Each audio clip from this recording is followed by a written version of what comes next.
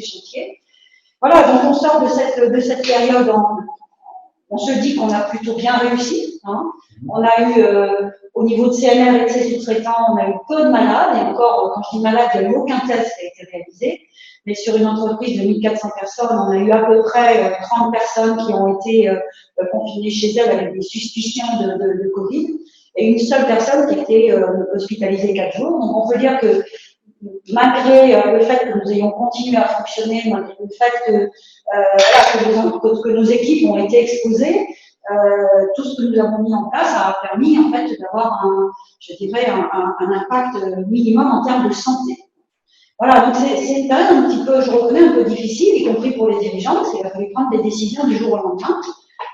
Prendre des décisions aussi lorsqu'on a voulu travailler, continuer nos chantiers que nous avons qualifiés d'exceptionnellement urgents, puisqu'en fait on ne s'attendait pas à ce que tout ceci arrive. Donc on avait, je donne un exemple, on a eu un incident sur une écluse majeure, qui n'est pas arrivé depuis très longtemps en tout cas sur le Rhône, mais c'était en plein chantier et il fallait qu'on termine ce chantier pour remettre cette écluse en fonction de façon à ce que les navigations puissent reprendre. Et quand on travaille, quand on va sur ce type de chantier, on voit qu'il va y avoir une coactivité très importante et puis une grande proximité entre les équipes. Donc il a fallu qu'on organise tout ça. On a effectivement réouvert l'écluse comme prévu à la date prévue, mais voilà, avec énormément d'implication de nos équipes et puis de tous les gens qui ont travaillé à ce que ça se passe bien. Alors, notre thématique, bien sûr, c'est les fragilités humaines environnementales. Vous avez beaucoup d'effectifs et des spécialistes de l'université sur les questions d'environnement. Et du coup, comment ont-ils observé tout au long du Rhône, pendant cette crise sanitaire, ont-ils observé des phénomènes sur l'environnement, des leçons, et encore une fois aussi, par rapport au fait que vous êtes la seule entreprise, la seule société anonyme d'intérêt général, puisque les fondations et les fonds de dotation qui nous écoutent sont tous d'intérêt général. Est-ce que aussi vous avez cette mission en tête, d'intérêt général, par rapport à cette question d'environnement? Enfin, voilà, est-ce qu'il y a des choses à retenir ou pas forcément? Est-ce que des leçons vous seront remontées de vos équipes par rapport à ce contexte? Bon, il y a déjà une leçon, en tout cas, que moi, le Rhône me donne depuis des années, c'est que, je ne vais pas vous étonner puisqu'on en a déjà parlé, c'est que nous avons le tort sur cette planète de raisonner par petits morceaux. Et le Rhône m'a confirmé ce que je pressens depuis longtemps, c'est que l'environnement n'est pas un sujet à part de l'homme. L'homme fait partie de l'environnement. Et j'ai l'habitude, maintenant que je suis un peu plus lucide sur les dégâts que les hommes font, j'ai l'habitude de dire, et ça va être une partie de la réponse, c'est quand il n'y a plus d'hommes, l'environnement va très bien. Et donc pendant cette période de confinement, on l'a vécu dans les villes, on l'a vécu le long du Rhône aussi, la nature très rapidement revit normalement. Mais cette leçon, en fait, cette leçon du Covid, elle est venue juste confirmer ce que nous savons à la CNR depuis longtemps. Parce que quand on gère un fleuve, et c'est pour ça que j'ai voulu absolument créer une initiative pour l'avenir de mon fleuve, quand on gère un fleuve, on se rend compte assez rapidement que le fleuve n'est pas un chemin d'eau. Le fleuve est dans un écosystème complet. Et quand on parle de déboisement, ça a un impact sur le fleuve. Quand on parle de pollution, ça a un impact sur la santé humaine. Voilà, donc, le fleuve est dans un écosystème. Voilà, donc le Covid n'a fait que confirmer que nous sommes dans un écosystème, que nous abîmons, dont nous n'avons pas toujours conscience. Et donc, je dirais simplement que, bonjour, le métro est aussi un écosystème à lui tout seul, je le sais. Voilà, donc un fleuve est un ensemble. Et c'est pour ça que j'ai voulu qu'au sein des initiatives pour l'avenir des grands fleuves, on se penche sur les fleuves du monde comme des ensembles. Et on n'a pas, dans cette association, on n'a pas cherché des spécialistes de l'eau ou des spécialistes de l'hydroélectricité. On a été chercher un ensemble de spécialistes qui travaillent aussi sur l'histoire des fleuves, sur les religions des fleuves, sur l'architecture des villes en bord de fleuve, voilà, parce qu'un fleuve entraîne tout ce système autour de lui. Donc, le Covid, ou la Covid, parce que je crois qu'on dit la Covid, d'ailleurs, c'est le moment, parce que moi, voilà, donc il y a un spécialiste, donc je dirais la Covid. La Covid-19, c'est ça que je veux dire? La Covid-19, elle n'a fait que confirmer tout cela. d'accord, et que toute notre planète forme un tout. Voilà. Et sur le Rhône, donc nos équipes ont remonté quoi? Elles ont remonté, ça fait des années, comme nous sommes une société anonyme d'intérêt général, ça fait vraiment des années que CNR travaille sur l'environnement, travaille sur les berges du Rhône, sur les Dônes, sur la biodiversité. On investit des sommes très importantes et ça, c'est la partie intérêt général de cette structure. Mais il y a aussi la partie société anonyme, qui est la partie privée, qui est la partie qui nous permet de gagner de l'argent. Et ça, c'est un vrai sujet sur lequel je m'exprime assez souvent. Je ne crois pas que l'argent s'invente. Donc, je pense que l'argent, c'est quelque chose qui se crée par le travail des hommes et des femmes. Et cet argent, il ne faut pas le consacrer au versement des dividendes de nos actionnaires. D'accord? Et on doit aussi consacrer une partie de cet argent à l'environnement qui accueille, le territoire qui accueille les entreprises. Et bon, bah, j'ai la chance, c'est pas moi qui l'ai fait, donc je peux en parler facilement. J'ai la chance de diriger une entreprise qui a ce double aspect, profit et intérêt général. Donc, il y a des années, le CNR travaille sur l'environnement et à refaire un certain nombre de choses que les hommes ont défaites par le passé, des années 1800, 1850, peut-être même avant. Et donc, voilà, la Covid n'a fait que confirmer que l'environnement est une denrée fragile et rare. Et donc voilà, on me demande souvent est-ce que ça va changer quelque chose pour vous? Non, ce qu'on le fait depuis des années. En revanche, ça ne fait que confirmer qu'on est dans la bonne ligne et ça ne fait que confirmer qu'il faut qu'on accélère en fait ces mutations, que ce soit effectivement sur la partie environnementale, mais aussi sur les énergies renouvelables, puisque nous sommes producteurs d'énergie renouvelable. Et on se rend compte qu'on a absolument besoin d'accélérer cette mutation écologique dans laquelle il y a l'environnement, les énergies renouvelables, et puis je crois aussi une meilleure attention aux hommes. Voilà, la Covid, enfin, j'ai avoir du mal parce que je dis Covid depuis quelques mois, la Covid nous a aussi confirmé qu'il y a des fractures dans nos sociétés, y compris dans les pays soi-disant développés comme les nôtres, et que ces fractures, on doit travailler dessus parce qu'il y a quand même des hommes sur la planète. Il n'y a pas que l'environnement. En plus, il y a les hommes qui sont dans l'environnement. Et que les hommes massacrent leur environnement, c'est une réalité, mais qu'il y a une partie des hommes qui sont impactés par ce massacre, c'est une autre réalité sur laquelle il faut qu'on s'en rende. C'est ça. Donc, en fait, il y a un cercle. Quand l'homme fragilise l'environnement, il se fragilise aussi en retour. Hein. Mais l'homme l'interaction entre les deux. L'homme est dans l'environnement. Ouais.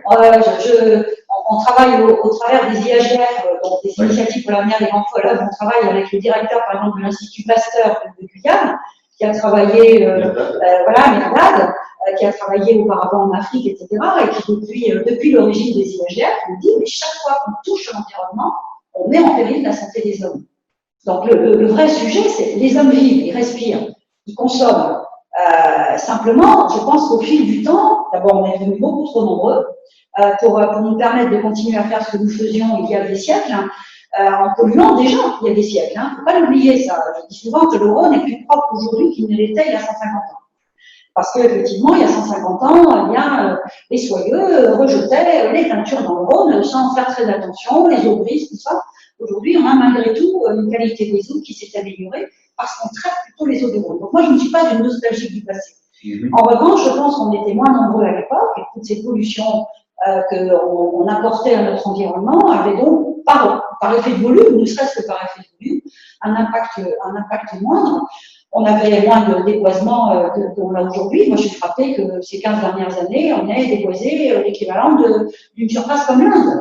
Je veux dire, et tout ceci a un impact sur les fleuves parce que c'est un tout. Donc voilà, donc, ce que nous avons perdu de vue au fil du temps, je pense, c'est que c'est un tout et que nous faisons partie de ce tout. Donc l'homme a tendance à considérer que l'environnement, c'est un peu comme le développement durable dans les entreprises, ça ne peut pas être une direction à part. La RSE n'est pas une direction à part, même si on a des directions RSE pour implanter un petit peu plus cette responsabilité des entreprises. Mais en fait, ça fait partie de l'entreprise. C'est pas juste un truc à part auquel on pense de temps en temps, un peu comme les femmes quand on dit il y en a une. Voilà, c'est bien d'y penser, mais c'est mieux quand elles y sont. Quoi. Voilà. Tout à fait. Merci Elisabeth. Alors, du coup, riche intervention, et j'ai envie de faire une transition avec Bruno Mina qui nous rejoint, professeur de neurologie, qui dirige au moins 2 CNR, 2 centres nationaux de référence sur les infections émergentes, respiratoires, virus, donc grand spécialiste aussi des fièvres. Merci Bruno d'être avec nous. Et sur ce que disait Elisabeth, À chaque fois qu'on touche l'environnement, on touche la santé de notre santé humaine. C'est une bonne transition pour peut-être nous expliquer qu'est-ce que l'on peut comprendre de l'émergence de cette Covid-19, de cette fièvre. C'est vrai qu'on entend de nombreux spécialistes nous alerter sur l'urbanisation, sur les transports qui s'accélèrent, sur une surmédicalisation, sur des résistances antimicrobiennes grandissantes. Tout ça, ça touche notre environnement, à nous les humains. Est-ce que effectivement les perspectives sont que, comme il y a eu la grippe espagnole, une grippe asiatique dans les années 50, c'est cyclique, ou est-ce qu'il y a une accélération? C'est une question que beaucoup de personnes se posent, c'est de se dire, on a l'impression qu'on découvre de plus en plus de virus émergents, bactéries, enfin virus, enfin microbes. Est-ce que parce qu'on a des outils, ou est-ce qu'il y a un phénomène grandissant sur la planète?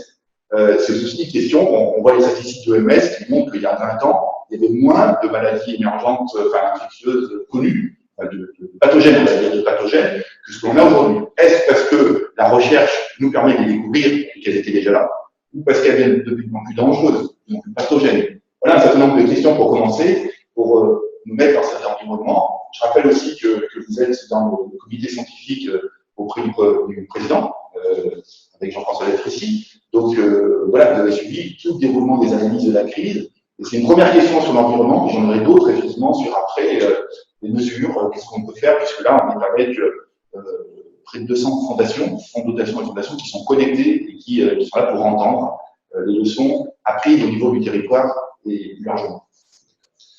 Bien, merci de m'avoir invité et de pouvoir éventuellement partager quelques informations avec vous. Les questions, parce qu'il y en avait beaucoup de questions, elles sont complexes, je ne suis pas sûr d'avoir la réponse à tout. Les phénomènes d'émergence, c'est des phénomènes qui ne sont pas nouveaux. Hein, c'est-à-dire que, sans vouloir virer à l'historien, en gros, les phénomènes épidémiques massifs, potentiellement pandémiques, qui sont décrits depuis les Grecs, Hippocrate a décrit ce qui ressemble beaucoup à une pandémie de grippe. Donc on voit que c'est quelque chose qui était avec nous déjà. Et je pense, mais c'est une analyse assez personnelle, que finalement, ces pandémies qui sont en général le reflet de l'introduction d'un pathogène qui était dans le réservoir animal, qui change finalement de groupe et qui passe chez l'homme, il existe depuis que l'homme fait de l'élevage, en gros. Hein. On est au contact des animaux, ça répond un peu à votre question déjà par rapport à l'impact de l'environnement. Depuis qu'on est au contact des animaux, qu'on élève des animaux pour se nourrir, il y a une proximité qui se développe entre la faune d'abord sauvage, la faune classique animale que l'on a en contact, on favorise le risque de transmission et occasionnellement ces transmissions surviennent. Et effectivement, on peut dire que depuis le début du XXe siècle et peut-être la fin du XIXe, on commence à avoir quelques idées sur ces phénomènes majeurs. Mais on n'a pas identifié les phénomènes mineurs. Je dirais que l'épisode là auquel on est confronté depuis maintenant 6 mois, 7 mois, est une émergence majeure. Hein, c'est-à-dire que l'impact est considérable. Il avait été imaginé dans le temps que ce serait un petit peu l'impact qu'aurait pu avoir une grippe aviaire qui s'adapterait à l'homme, type H5N1 ou H7N9, etc. Donc c'est pour ça qu'il y avait un certain degré de préparation, mais il y avait en parallèle un degré d'incompréhension et d'un peu d'incrédulité de la part du décideur en disant ce que vous nous racontez, c'est pas possible. C'est vrai, oui, parce que le décideur parce qu'on dresse un scénario catastrophe dans une population et une ambiance de toute puissance où on contrôle tout, on maîtrise tout. Les décès sont inacceptables. Les décès, alors qu'on ne contrôle pas, sont inacceptables. Or, clairement, dans un contexte d'émergence épidémique, il faut avoir beaucoup d'humilité et se dire que l'on le subit. Et malgré tout, le niveau de préparation que l'on peut avoir, on subit cette émergence parce qu'on apprend en même temps que le virus ou le pathogène diffuse. Et donc, c'est très présomptueux que d'imaginer d'avoir des réponses d'emblée. Et on est obligé d'apprendre au fur et à mesure du développement de l'épidémie.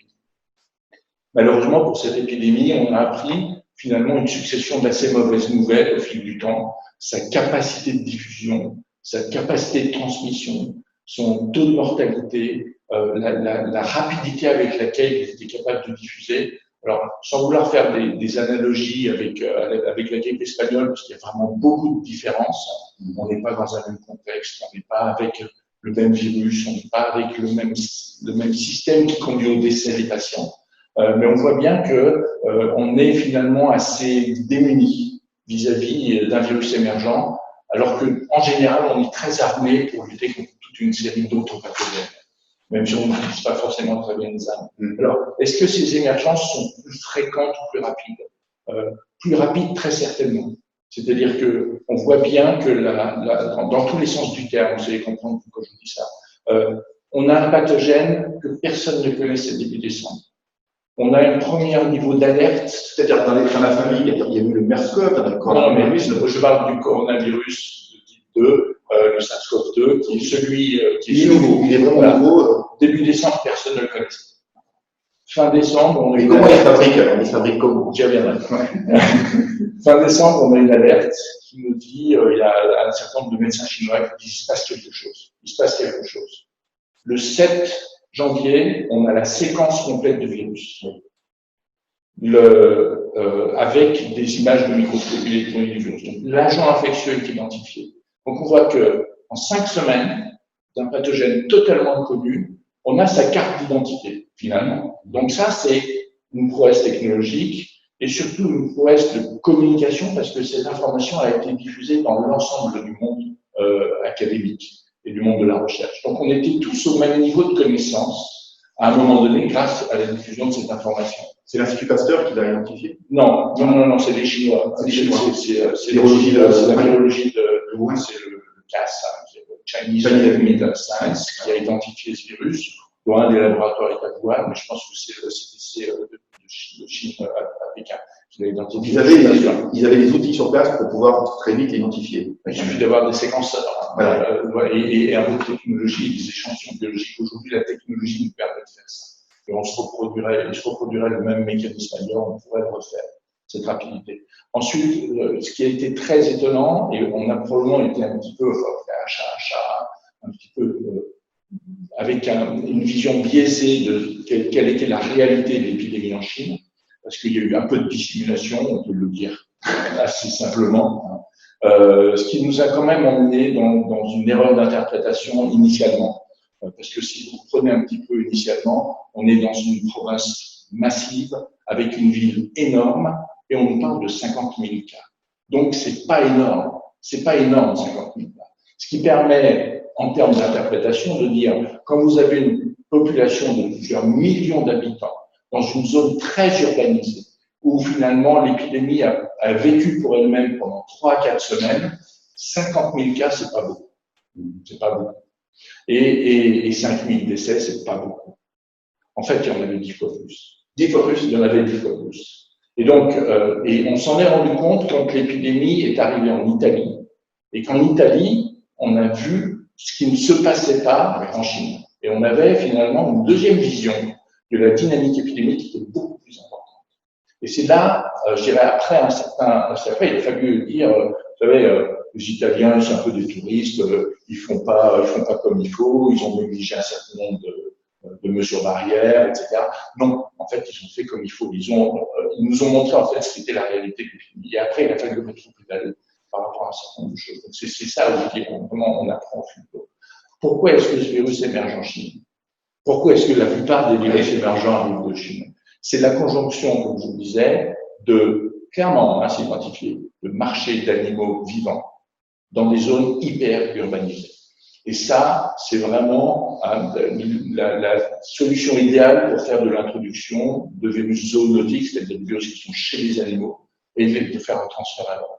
Et c'est, en fait, pas un transfert via l'alimentation, mais simplement par le fait que les animaux sont stockés, ils sont stockés vivants, ils respirent, ils émettent tout ce qu'un animal peut faire dans un marché. En plus, ils sont en général en groupe. Donc, si un animal est infecté, il est au contact des autres animaux de la même espèce et il diffuse le virus au sein des animaux qui sont présents dans le marché. Et après, ça crée un foyer qui est une source de contamination pour l'homme, qui est au contact de ces animaux.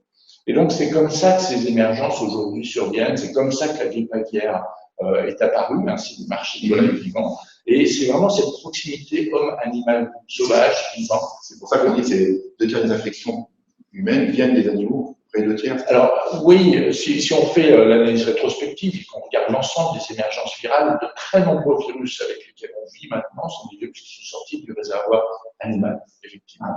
Et c'est des virus zoonotiques qui après s'installent. Et en fait, on voit que ce SARS-CoV-2, il est en train de s'installer chez nous. Et on va vivre durablement avec ce virus. Il va falloir qu'on apprenne à le gérer et à gérer les épidémies, comme on gère les autres épidémies de virus respiratoires d'ailleurs. Il n'y a rien d'exceptionnel en ça.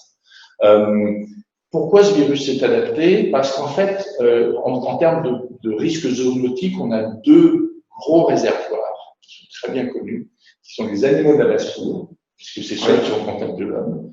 Et en amont des animaux de la basse-cour, il y a la faune sauvage, qui est la faune aviaire et la faune des chauves-souris. Et ces 2 faunes-là sont des réservoirs de virus astronomiques, où on voit que les 5 ou 6 grosses introductions de pathogènes qu'on a eu à subir, nous, population humaine, sortaient de ces 2 réservoirs. Aussi bien des épisodes pandémiques influenza que l'épisode pandémique coronavirus. Et ce que l'on a oublié, c'est que nos coronavirus, des coronavirus saisonniers, considérés comme coronavirus humains, eh bien, il y en a 4, classiquement, qui affectent l'homme. 3 d'entre eux sont probablement les conséquences d'une émergence qui a eu lieu au XIXe siècle. Donc, c'est un phénomène qui s'est déjà passé avec une introduction d'un coronavirus qui maintenant est un coronavirus humain, mais qui est sorti d'un réservoir et très probablement d'un réservoir de chauve-souris. Donc, l'histoire bégaye, elle se répète. Et elle se répète tellement qu'on peut dire aujourd'hui que ce qui est arrivé là, ce qui est arrivé en 2009 avec la grippe H1N1, ce qui est arrivé en 68 avec la grippe de Hong Kong, ça se reproduira de nouveau. C'est quelque chose qui finalement est une conséquence inéluctable de la proximité entre l'animal et l'homme, avec un réservoir et des animaux transmetteurs intermédiaires qui sont là potentiellement pour ce coronavirus le pangolin, que personne ne connaissait avant que c'était lui-même, les animaux de la basse-cour pour H1, pour les virus aviaires. Il y a le dromadaire pour le MERS coronavirus, qui est un autre coronavirus qui n'a pas réussi à s'adapter. Alors, la différence entre le MERS coronavirus, le SARS de 2003 et le virus que l'on a là, c'est qu'il a réussi à s'adapter à l'homme. C'est-à-dire qu'il a une biologie parfaitement compatible avec une transmission interhumaine extrêmement performante, efficace, et un virus qui se multiplie à très grande quantité dans notre organisme. Et il se multiplie en particulier dans les voies aériennes supérieures, ce qui facilite la transmission. Les autres coronavirus, le SARS et de 2003 et le MERS de 2012, c'est un virus qui infecte les voies aériennes inférieures. Et pour être infecté, il faut amener le virus jusqu'aux voies aériennes inférieures. Donc le risque de transmission est beaucoup plus faible que si vous avez un circuit court de nez à nez. Et donc c'est pour cela que on ne maîtrise pas ce coronavirus. On ne le maîtrise pas parce que cette transmission, elle est aérienne, elle est impalpable par un certain nombre d'aspects. Elle est terriblement efficace, puisque c'est pratiquement 3 personnes et demie par personne affectée quand on ne fait rien. Et surtout, elle se combine par le fait qu'il y a des personnes asymptomatiques qui participent à la chaîne de transmission et que la contamination a lieu parfois avant de savoir qu'on est malade. C'est-à-dire qu'il y a la contamination qu'on appelle présymptomatique. Donc, même si, et c'est pour ça que aujourd'hui l'enjeu sur les mesures d'hygiène et les mesures barrières, on dit porter un masque. En fait, ce que les gens ne comprennent pas, c'est que souvent ils portent ce type de masque-là, peut-être qu'il arrive avec, en disant je me protège moi. Mais non, c'est pas eux qui protègent, c'est les autres. Et en portant un masque, on protège les autres. Donc c'est un acte civique pour protéger les autres. Et c'est ça qui peut aider à maîtriser le risque, Alors, on a vu, dans ce contexte-là, le besoin de réaction au niveau de recherche du vaccin, des médicaments, de la recherche. Et avant-hier, Lisa Fontaine avec Françoise Barré-Sine aussi, dans une tribu, disait la recherche, c'est le temps long. Et en même temps, il faut aller vite. C'est-à-dire qu'il y a une pression d'aller très vite, il y a le temps long, Et quand on est ici à Lyon, là, effectivement, c'est une place privilégiée en France donc, pour la santé, avec le D4, avec l'OMS, sur le règlement sanitaire international, et beaucoup d'autres choses. Encore hier, le président Macron était là pour des engagements au vaccin. Alors, comment ça se passe? Et on a là des fonds de dotation aussi qui agissent sur l'humain, sur l'environnement et aussi sur la recherche de la santé. On a l'impression quand même, et c'était normal, que le Covid a aussi attiré beaucoup de financement privé. Il y a aussi d'autres causes qui sont connexes, parce que une des questions qu'on peut se poser, la tuberculose, c'est pareil, il y a des personnes qui sont asymptomatiques. Voilà. Donc, est-ce qu'il y aurait, comme il y a les co-infections HIV et tuberculose, est-ce que cette petite bestiole de 5 nanomètres peut aussi être co-infectée? Et comment tout ça, voilà, quand on est Bruno Lina et qu'on est au milieu de tout ça, comment on gère? Alors, premièrement, je peux vous dire que pour avoir vu de l'intérieur la participation des financements privés à la réponse de la puissance publique, c'est considérable. C'est considérable. Donc ça, c'est quelque chose que moi, je n'avais pas compris avant. Et j'ai vu, à un moment donné, quand il fallait faire des investissements massifs, la capacité qu'avait l'État à se tourner vers les financeurs privés et récupérer des fonds auprès des financeurs privés. Ça, c'est extraordinaire. C'était très actif. Oui. Je crois qu'il y a un partenariat vraiment, enfin, il y a eu un accompagnement de la part de très grands donateurs de l'État sur un certain nombre d'équipements et de besoins de financement. Donc ça, c'est une première chose. Donc c'est une réalité. On a trop souvent l'impression que seuls les anglo-saxons savent le faire. En fait, c'est pas vrai. Probablement qu'ils le communiquent par contre beaucoup mieux, parce que l'environnement fait que c'est plus facile pour eux de le communiquer que d'autres. Donc ça, c'est une première chose. La deuxième chose, c'est extrêmement très important de comprendre qu'il y a dans ce type d'émergence différents temps de recherche. Le premier temps de recherche, c'est la recherche médicale. Il faut qu'on prenne en charge les patients le mieux possible. Il faut qu'on ait des réponses cliniques et des réponses par rapport à la gestion des patients. On voit qu'il a fallu adapter les techniques de réanimation et de ventilation. Et ça se fait en temps réel, de nouveau en apprenant au fil de l'eau. Et je peux vous dire que entre le début de l'épidémie avec les premiers cas qui nécessitaient de la réanimation début mars et la réanimation qui conduit maintenant, premièrement, les chances de survie ont été multipliées par 4. Et deuxièmement, on ne fait plus du tout les mêmes techniques réanimatoires que nous. Donc ça, c'est de la recherche aussi très appliquée et qui se fait en temps immédiat. Donc c'est vraiment le temps extrêmement court. En même temps, le temps court, c'est le développement des outils du diagnostic et du suivi. C'est la compréhension de ce qu'est une image scannographique d'un patient. C'est la compréhension de qu'est-ce que signifient les tests virologiques lorsqu'on détecte du virus. C'est aussi, en termes de pouvoir pathogène, est-ce que c'est quelque chose que vous évoquez, est-ce que c'est une pathologie virale pure ou est-ce que c'est une pathologie virale qui se surinfecte avec des bactéries, des parasites, etc. Et ça aussi, c'est du temps de la recherche. On a besoin de comprendre, de nouveau, pour mieux prendre en charge les patients et anticiper ce risque de surinfection, etc. Et puis, il y a après de la recherche, je dirais, mi-courte, qui est de comprendre le mécanisme de la réponse de l'autre. Comment est-ce que les gens guérissent? Pourquoi ils guérissent? On a trop l'habitude de guérir. Et notre organisme est quand même très bien fichu pour guérir spontanément des maladies infectieuses. Alors, quand en plus on a les antibiotiques, les antiviraux et tous les médicaments qui nous aident, on guérit encore mieux. C'est-à-dire qu'on guérit quand même plus des maladies infectieuses maintenant qu'au début du XXe siècle. C'est très clair. Mais surtout, on a des outils qui nous permettent de comprendre. Et ça, c'est du temps de recherche qui est très court aussi, où on fait sur une cohorte de patients de la description de la réponse inflammatoire, de la réponse immunitaire, du comportement du virus. Et tout ça aussi, c'est du temps de recherche très court, mais qui est partagé extrêmement rapidement, parfois un peu trop rapidement, avec certains articles parfois pas suffisamment robustes ou pas suffisamment lus par les reviewers pour pouvoir vraiment passer à travers l'ensemble de l'évaluation qu'il est nécessaire de faire. Et ça, il faut le savoir aussi, c'est-à-dire que certains papiers qui ont été publiés précocement comportent des erreurs. Donc, c'est des choses qu'il faut qu'on fasse. Et puis après, on rentre dans le temps mi-long et le temps long. Et c'est vrai qu'il y a de la recherche de temps long, mais qui doit être initiée très tôt. Parce que si on attend que la recherche de temps long se fasse à partir du moment où la recherche de temps court est finie, on perd du temps. Ça fait du temps encore plus long. Et on voit que quand on regarde sur un certain nombre de modifications structurales qu'induit le virus sur la cellule, quels sont les partenaires quelle est l'analyse de la biologie de ce virus, on rentre dans un temps qui est plus long parce qu'il va générer de la connaissance qui n'est pas de la connaissance qui va être immédiatement utilisée pour la prise en charge des patients, mais qui derrière peut avoir un intérêt dans le sens où ça va nous permettre à terme, dans le cadre d'une nouvelle émergence similaire, d'avoir des réponses plus rapides, dans le temps court, parce qu'on aura accumulé cette information. Et la deuxième chose, c'est éventuellement d'adapter notre réponse, parce que comme je vous disais, ce virus, on va vivre avec lui longtemps. Il va falloir que petit à petit, on sache mieux, encore mieux prendre en charge ces patients et mieux comprendre ces émergences virales. Donc, il y a vraiment des temps différents. Et ce qui est très compliqué, je vais vous le dire de l'intérieur, parce que moi, comme vous l'avez dit, j'utilise donc le Centre national de référence qui était au cœur du problème très précocement. Donc, moi, en fait, j'ai plus de vacances et plus de week-end depuis le 23 janvier. Donc, parce que c'est la date de la première hospitalisation du premier patient en France.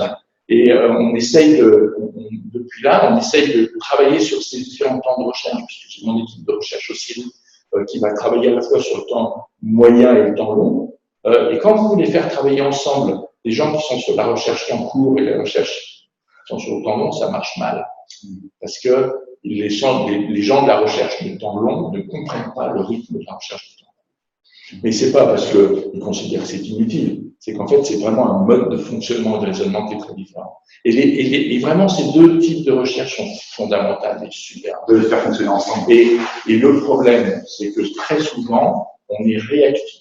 Hein, c'est un peu les défauts qu'on a, c'est-à-dire qu'on est en réaction.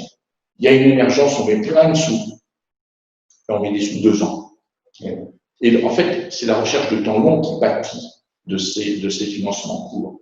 Et il faut avoir, en fait, quelque part, la capacité de générer du temps de recherche long aussi. Parce que c'est de la connaissance, c'est de la recherche cognitive qui va nous permettre de mieux prendre en charge des phénomènes d'émergence postérieures qui vont suivre le même chemin et pour lequel on aura accumulé, grâce à cette recherche de temps long, des données. Et surtout, cette recherche de temps long, elle va permettre de nourrir la nouvelle recherche de temps court après.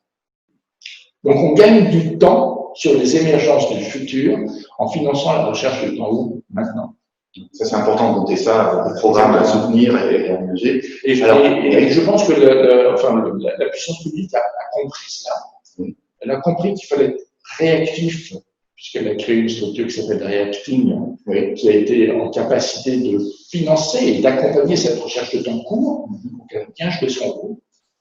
Mais on voit que Reacting, c'est vraiment pour du temps court. Et quand on veut être dans la durée, c'est pas l'outil. Et donc, l'outil, c'est un outil qui ressemble à la NRS, par exemple, qui ressemble à des structures de financement dédiées. Et la puissance publique a compris qu'il était nécessaire, pour le contexte de l'émergence de manière générale, d'alimenter des fonds dans une agence spécifique qui serait en charge de financer justement de la recherche de temps long par rapport aux pathogènes émergents en se projetant en disant ça va recommencer. Donc finançons, même si on sait que c'est pas, voilà, on n'a pas un danger immédiat, mais finançons cette recherche autour de l'émergence de façon à ce qu'on gagne du temps.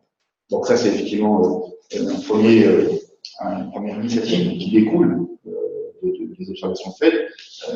Elisabeth Hérault nous parlait aussi de l'IAGF, cette association au niveau international pour partager les leçons. Je vais me tourner maintenant, merci Bononia, vers le Garde verte. Donc vous, c'est l'humain, c'est la fragilité humaine, notamment avec l'abri, que les gens puissent avoir un toit. Vous avez fondé Habitat Humanisme en 85. Vous êtes très impliqué sur cette question de la fragilité humaine liée à un environnement, l'habitat. Alors, concrètement, qu'est-ce que vous avez observé et comment vous avez réagi avec vos équipes, avec votre enthousiasme habituel dans cette situation et ce que vous en retenez aujourd'hui et ce que vous recommandez? D'abord, je trouve que votre propos est très juste à l'un et l'autre. Vous avez parlé qu'en fait, on était dans une ambiance, jusque-là, dans des ambiances de puissance. Les ambiances de puissance, ça conduit finalement à marquer un oubli à l'égard des personnes qui sont en situation de fragilité. Et là, tout d'un coup, je reprends votre propos, il est complètement juste, il y a eu ce temps où finalement on se dit, chacun a pris conscience d'une certaine humilité. Alors, je n'ai pas votre capacité, c'est pas mon métier sur le plan de la recherche, mais vous avez souligné en fait combien à la fois il y avait eu aussi en fait une invitation dans ce temps de recherche court et ce temps de recherche long, même si c'est des temps qui ne se croisent pas toujours, finalement, une vraie volonté de parvenir à trouver un certain nombre de réponses. Je trouve que ce temps, ça a été aussi un temps d'un réveil de l'éthique, où jusque-là, finalement, l'éthique était souvent un jugement. Et là, on est passé d'une éthique, non pas d'un jugement, mais à une éthique qui est une invitation, en fait, à se tourner vers l'avenir, à innover, parce qu'en fait, on voit bien que les situations étaient bloquées. Évidemment, depuis des années et des années, en fait, on travaille sur la question, en fait, aussi des sans-abri. On les appelle d'ailleurs les invisibles. Absolument terrible. Savoir que des hommes et des femmes, en fait, sont invisibles, c'est vraiment un véritable mépris, et c'est aussi un refus d'éthique. Puis aussi que chaque jour, avec les panneaux, etc., restez chez vous. Et là, il n'y avait pas de chez soi pour ceux qui étaient finalement à la rue. Et donc, il y a eu une conscience rapide, et de celle de dire, en fait, là, on est dans une situation finalement inacceptable. C'est une réelle injustice, une très grande iniquité, c'est vraiment le mépris de l'autre. Et donc, à partir, en fait, de cette approche, parce qu'au fond, l'humilité est toujours, finalement, un vecteur vers une meilleure conscience de notre humanité. Et cette humilité a conduit à ce que les hommes, les femmes, les fondations, on a pu trouver en fait véritablement des soutiens extrêmement forts qu'on n'avait jamais obtenus jusque-là. Et on ne s'est pas entendu dire ah oui, mais enfin, s'ils sont dans la rue, ils ont des problèmes psychologiques, au fond, ils sont d'abord responsables avant d'être des victimes. Ça a complètement disparu, cette expression, et il y a eu un moment un sursaut de dire en fait, il faut accueillir, il faut offrir une hospitalité. Donc ça, vous aurez été témoin, ça c'est vraiment une bonne réaction. Ça n'a pas été ce qu'on pouvait craindre, un repli sur soi. Non, on est passé, je crois que ce temps-là, c'est ce temps de l'entre-soi à l'autre-soi. De l'entre-soi à l'autre-soi. À l'autre-soi. Intéressant. Et alors, je vais prendre un exemple, je pense à... Donc, on a cherché des hôtels, puisque les hôtels... Oui. Et donc... les hôtels étaient fermés de toute façon. Les hôtels étaient fermés, donc je vais rencontrer un directeur d'hôtel. L'hôtel Ibis, le prix de journée, le prix de l'unité, c'est 153 €. Actuellement, ça n'a pas été ce prix-là qui a été proposé. Et quand je vois la qualité de l'hôtel, je dis voilà, le problème, c'est qu'on va mettre quand même des personnes en grande difficulté sociale. Sur le moment, je n'ai pas osé lui dire que c'était en fait des gens de la rue. Et quand même, j'avais écrit une lettre en disant voilà, ces difficultés sociales, elles sont importantes parce qu'en fait, c'est quand même des gens qui sont en grande souffrance, en situation de rupture. Et il m'a dit, mais attendez, si en fait, dans ce moment-là, qui est un moment difficile pour tous, on n'est pas solidaire en fait de ces personnes, alors quelle est donc notre solidarité?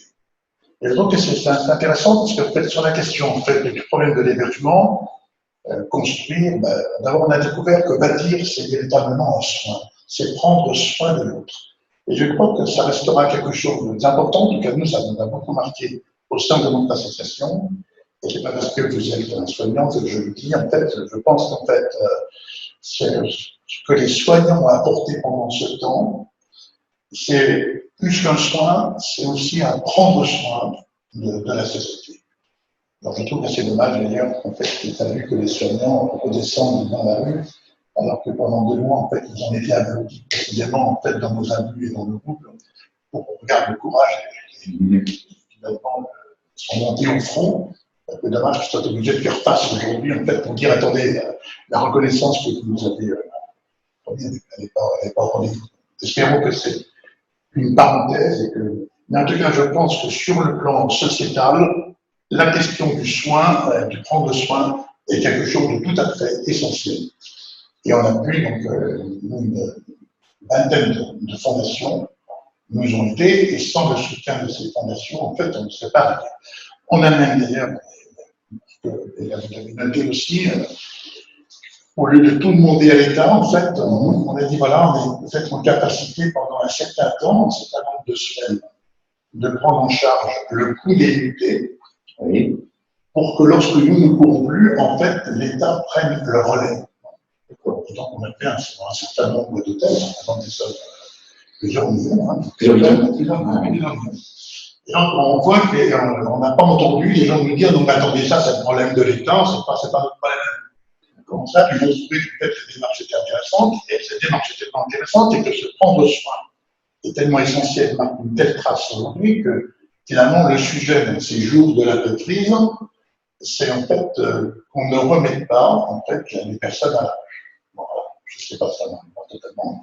En tout cas, nous, on s'est promis que les femmes enceintes, on a pu dans les écoles, les mamans isolées avec leurs enfants, en fait, ne retournent pas, en fait, dans la rue. Donc, on sent que là, il y a une démarche d'humanité qui nous fait gagner tous les uns les autres dans des relations qui vont être une société plus humanisée, plus humanisante. Sur le plan éducatif, reconnaissons qu'en fait, c'est une des premières fois où la question de la santé a été une priorité par rapport à la finance ou par rapport à l'économie. C'est vrai, et certains vont questionner dans les évaluations, fallait-il le faire au prix d'eux, parce que bon, on prévoit une catastrophe économique et peut-être sociale à la rentrée, donc nous verrons. Ce qui est intéressant dans ce que vous dites avec votre grande expérience, c'est que finalement, le fait que nous soyons tous fragiles face à une petite bête de 5 nanomètres nous rend solidaires. Enfin, c'est aussi ça, c'est le fait que tout le monde se soit senti vulnérable à un moment donné, puisqu'on a, quelle que soit sa situation économique et sociale, nous étions tous au même niveau face à cette Covid-19. Est-ce que ça, vous pensez que ça a joué aussi, que ça a mis au niveau tout le monde et dans cette solidarité? Mais est-ce qu'il ne faut-il pas craindre aussi que maintenant, nous sommes en déconfinement, qu'on revienne à la normale? Ça sera aussi une question pour Isabelle, pour Domina, et qu'on se pose avec votre fondation, c'est est-ce que nous avons changé, que devrions-nous changer? On a un élément de réponse sur l'approche de la recherche, et puis beaucoup d'enseignements aussi, sur l'approche environnementale, qui a été évoquée, que la RSE, c'est pas un faire-valoir, ça doit être incarné véritablement pour faire bouger les choses entre les Covid. Et pour vous, donc, y a-t-il des craintes que ça revienne à la normale, qu'on fasse de la charité, ou est-ce qu'il y a une volonté, j'imagine que c'est votre combat, de changer structurellement les choses? Alors, on n'a pas fait justement, on n'est pas dans une approche de la charité. Non pas que ce mot, en fait, je l'écarte naturellement, en fait, d'ailleurs je parlerai plutôt de grâce plutôt que de charité, et que d'une certaine façon, ça a été aussi un certain temps de grâce, parce qu'en fait, quand chacun se reconnaît suffisamment humble devant une situation, en fait, il s'inscrit dans une démarche plus responsable. Vous savez, c'est Camus qui dit dans la peste, il y a dans chacun de nous plus en fait d'admirable que de méprisable. Et je pense qu'effectivement, c'est quelque chose de fort, en fait, qui est très marqué. On aurait pu penser, par exemple, que la question du bénévolat, en fait, s'arrête, parce qu'en fait, bien, un peu d'une certaine façon, un peu comme les soignants, parce que les bénévoles ont compris qu'aussi, là, dans leur prendre soin, en fait, ils apportaient quelque chose à la société. Je pense aux hôtels, par exemple, on a vu des riverains s'intéresser, en fait, aux gens qu'on accueille. On a vu dans nos EHPAD, qui étaient, parce que je crois que vous dites, en fait, les EHPAD, c'est avec ce confinement, des riverains de ces établissements écrire, en fait, pas rentrer en fait, mais prendre la plume et écrire, en fait, aux résidents. Et donc, on voit qu'en fait, et qu'aujourd'hui, ça ne s'arrête pas. En fait, il y a une volonté de dire, mais quand même, cette approche de solidarité, il faut absolument la poursuivre. Je crois que là où il y a l'éloge de la fragilité, il y a aussi une éloge, en fait, de la solidarité. Alors, nous avançons dans cette première table ronde avec nos fonds et fondations, et je signale que vous pouvez poser des questions. C'est bien ça, Anne? Oui. Et Anne Fleury, qui a organisé sur les chats, voilà, pourra faire une synthèse des questions, s'il y a des tendances, parce que de profiter, voilà, des trois personnalités, des trois experts que vous êtes, l'un et l'autre. Donc, sur effectivement ce que vous aimeriez, compte tenu de ce que vous avez observé, pour la suite qui sera vraiment pris en compte de cette leçon, vous dites un message, essayons de sortir grandi de ça, parce qu'on peut toujours sortir grandi d'une épreuve, quels seraient, pour vous trois, alors je vais repasser par d'abord Elisabeth, voilà, c'est quelle perspective, comment agir, d'abord en tant que CNR, est-ce que, en tant que président de la CNR, c'est-à-dire, ben, moi maintenant, je vais vraiment encore renforcer davantage cet aspect-là, ou de le conseiller aussi à d'autres, enfin, voilà, qu'est-ce qu'on peut proposer, suggérer, encourager aussi pour les fonds et les fondations qui nous écoutent à partager comme proposition. J'aime beaucoup. Facile comme question. Non, mais si, c'est une question intéressante parce que j'écoutais avec beaucoup d'attention ce que vous avez dit tous les deux. Moi, c'est la notion, dans la leçon et dans ce que j'aimerais qu'on retienne, c'est la notion du temps long, qui va forcément être plus dans mon métier sur la partie environnementale, mais je pense que c'est un vrai problème de société que le problème du temps long. Et j'aime bien votre humanisme et votre façon de voir ce qu'il y a de bien dans l'homme. Je constate quand même dès aujourd'hui que beaucoup de gens pensent qu'ils sont sortis de cette crise sanitaire et que la notion du temps court reprend le pas très rapidement. Or, je ne pense pas qu'on puisse vivre durablement sur cette planète si nous n'intégrons pas la notion du temps long. Et le rôle des entreprises, c'est de raisonner je dirais, sur ce qui va se passer plus tard en fonction de ce que nous faisons aujourd'hui. D'accord ? C'est pas du tout, quand je dis pas du tout, soyons un tout petit peu positifs. Il y en a quand même de temps en temps qui raisonnent comme ça, mais je pense que c'est quand même pas du tout, je dirais, le raisonnement de nos pères. Je vais prendre un exemple parce que moi, dans mon métier à moi, qui est un métier qui est plus tourné vers effectivement les énergies renouvelables, l'environnement, etc. Moi, c'est le dérèglement climatique. On a parlé des animaux, donc tout ceci étant lié. Hein. Le dérèglement climatique qui est un vrai sujet, mais qui est un sujet de temps long. D'accord ? Moi, j'ai été assez frappée pendant cette période qu'il y ait été une mobilisation soudaine, effectivement, de la finance, des entreprises, etc., pour lutter contre un ennemi immédiat. D'accord ? Il y a des tas de gens qui, depuis plus de 30 ans, alertent sur le dérèglement climatique, sur lequel il faudrait aussi mobiliser des fonds pour transformer, en fait, notre façon de produire, de raisonner, etc., et qui n'ont absolument pas d'écho. Parce qu'en fait, c'est sur du temps long, ça ne nous concerne pas aujourd'hui, pense-t-on, hein, la preuve, ça commence à nous concerner. Je me demande si ça va effectivement impacter les raisonnements des gens qui ont oublié que ça nous rattrape, quoi. Et vous parliez de zoonose, etc.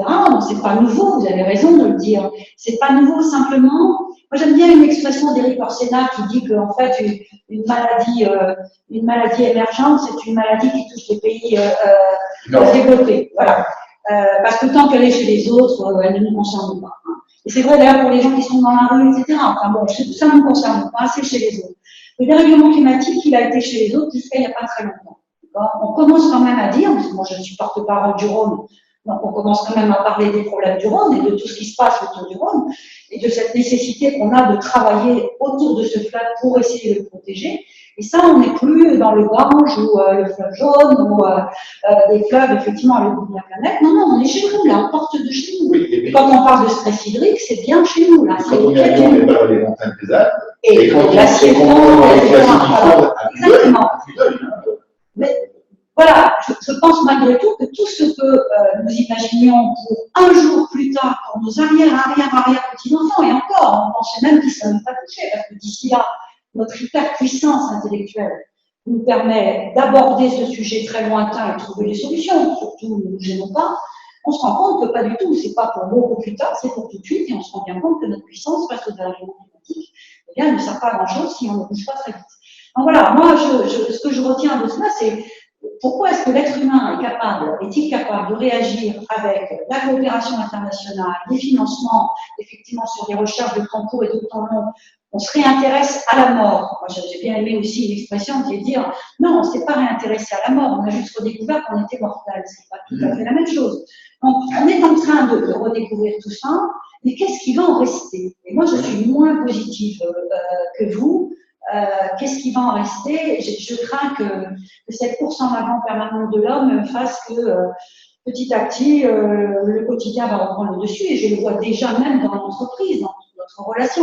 Nous, on a fait partie, par exemple, des entreprises qui, à leur échelle, ont apporté des financements rapidement dès le début de la crise aux hôpitaux pour favoriser l'achat de matériel, Habitat Humanisme, on était déjà partenaires.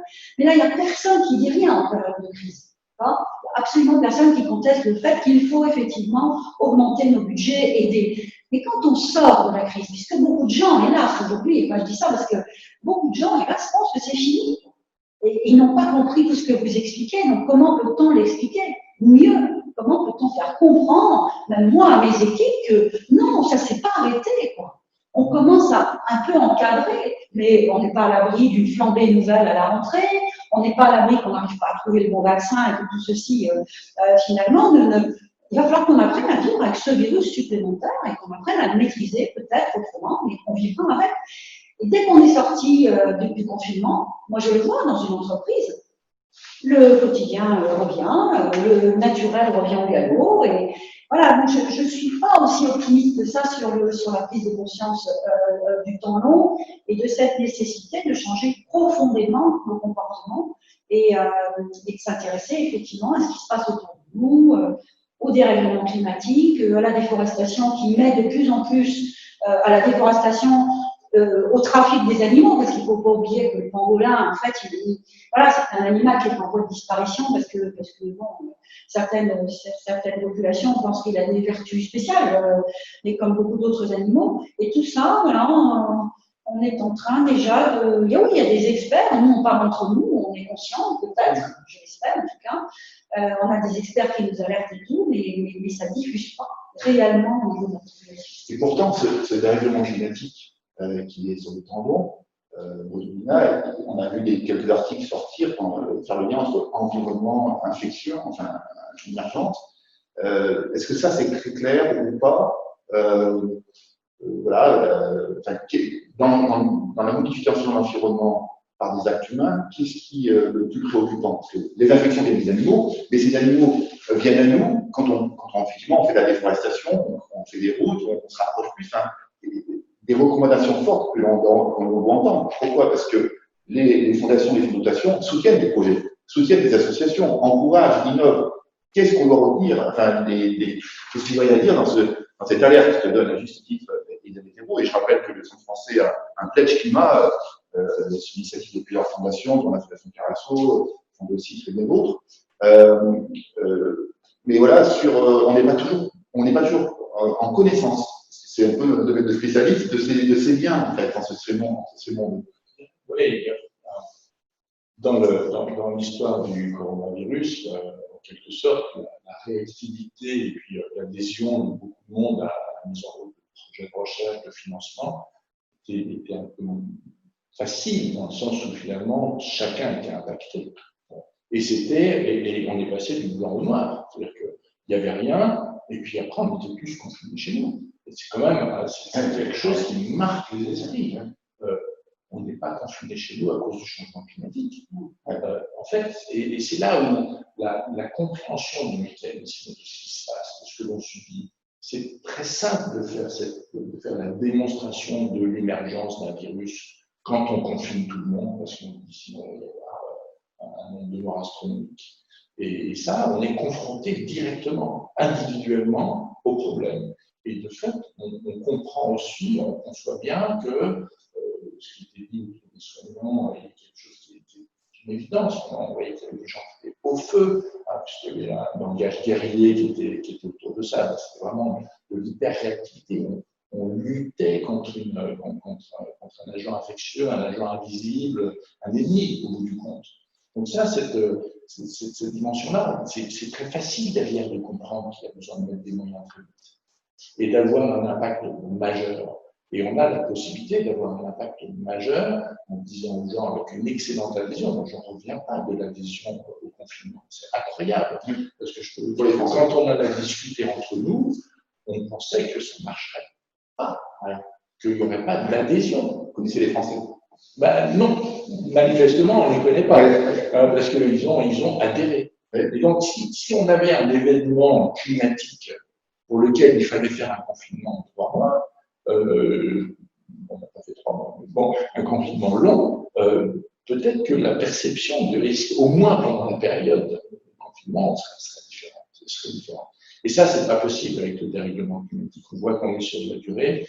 Et comme en plus, personne ne pouvait contester, d'un point de vue actuel, la circulation du virus, comme on peut voir certains qui contestent le réchauffement climatique, pour nous, en quelque sorte, le terrain était très simple à jouer. Et on pouvait expliquer les choses. Et en plus, les personnels soignants qui sont en charge des patients, pour eux, c'est une évidence de prendre en charge. C'est une évidence. Ils ont fait ce métier par choix, on ne va pas dire, et ils sont au cœur de leur métier, là, pour prendre en charge des maladies infectieuses de genre. C'est vraiment, on est au cœur du métier. Donc, personne ne s'est posé la question si ça allait mieux ou pas, c'est une évidence.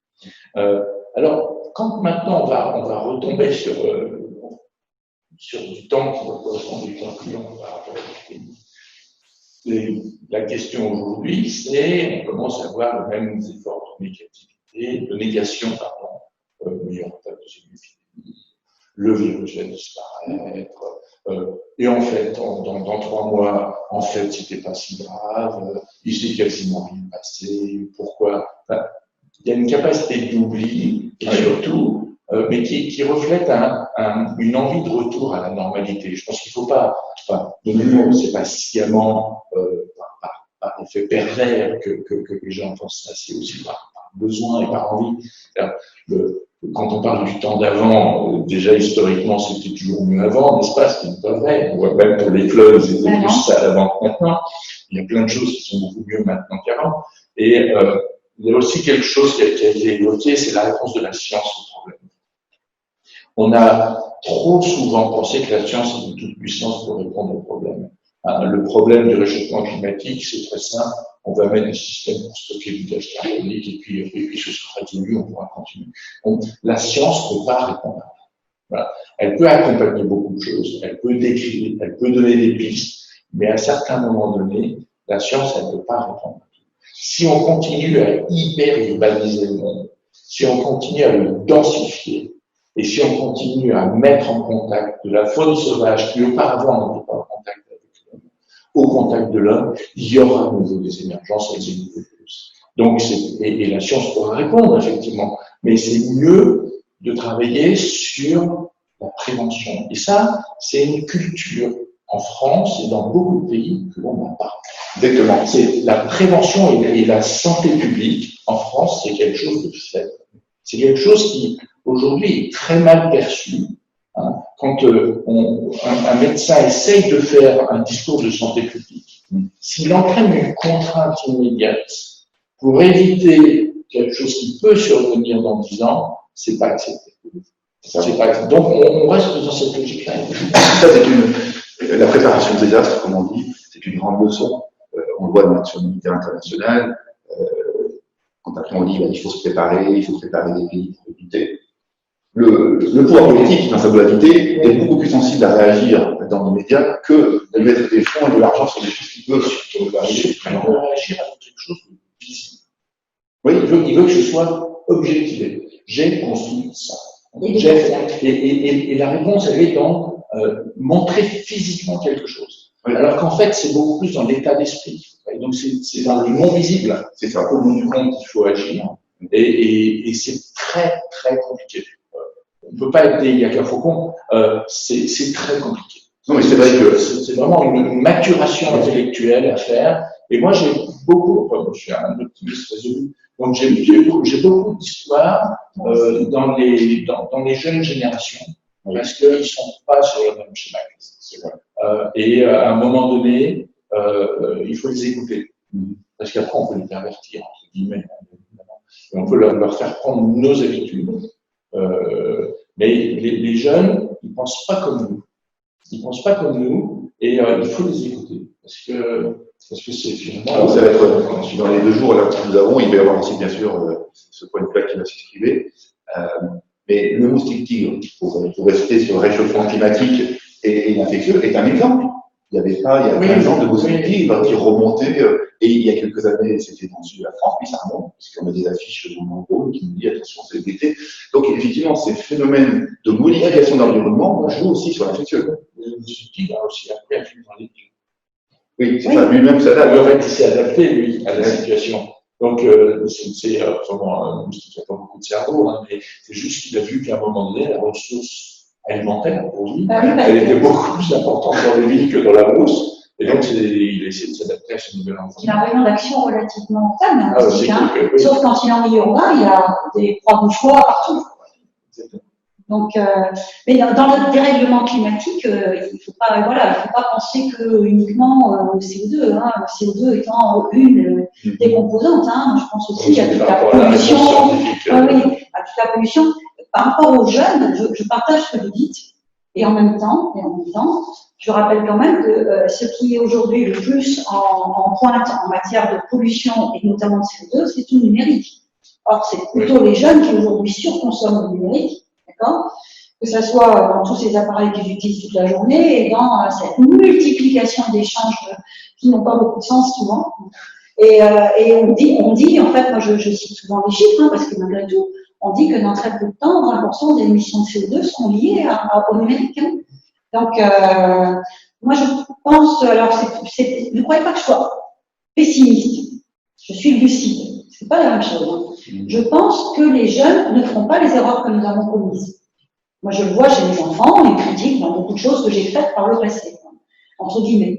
En revanche, ils sont en train de préparer les erreurs que d'autres vont être obligés de corriger après eux. Donc, je ne suis pas sûre à ça. Et puis, ce sont les jeunes qui consomment des t-shirts qui viennent de Chine, voilà, parce que ça vaut pas cher, on en achète 4 ou 2 pains, etc. Donc, voilà, je ne crois pas.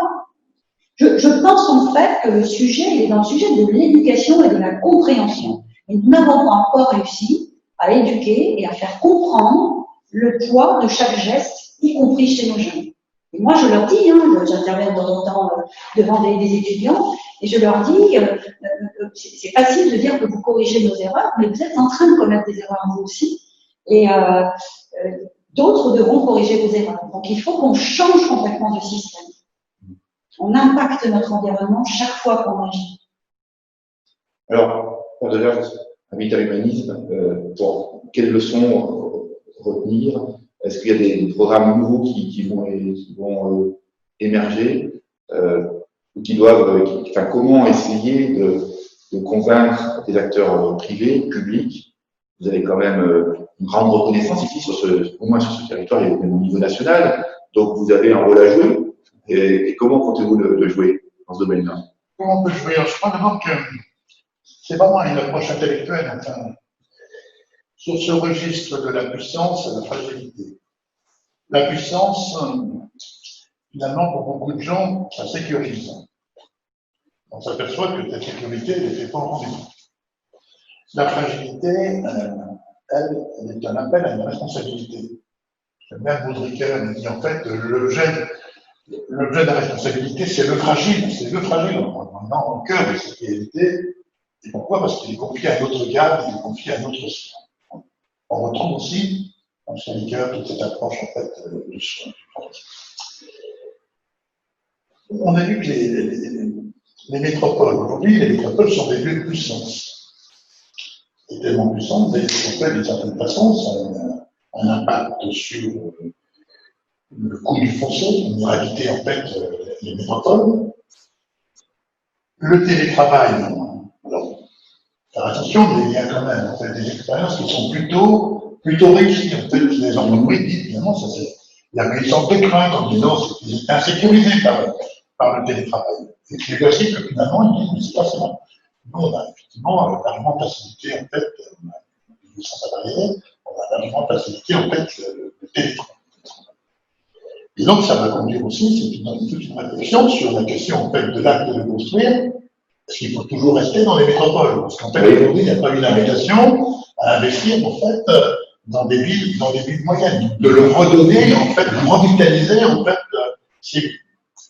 Et donc, on voit que l'impact de ces 60 jours, 35 jours, en fait, de confinement, ça a un impact extrêmement important.